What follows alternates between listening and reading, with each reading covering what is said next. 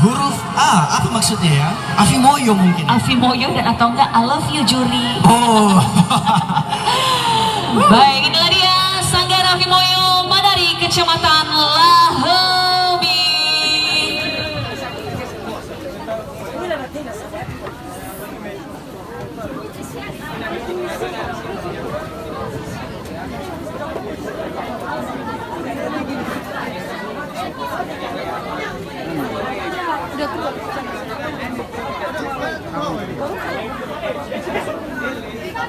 Kita ini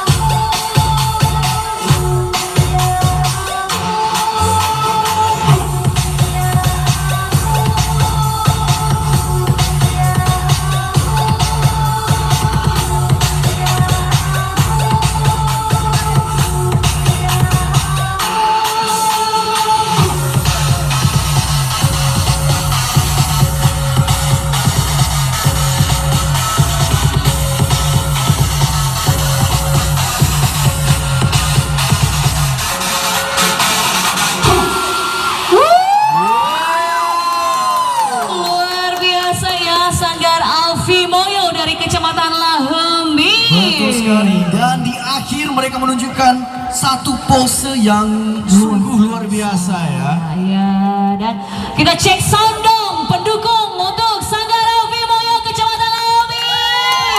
Oh, banyak sekali ya. Jadi Erni tadi saya sempat khawatir nih. Iya, kenapa itu ya? Saya kira mereka bakal terbang tinggi soalnya namanya Afimoyo gitu ya.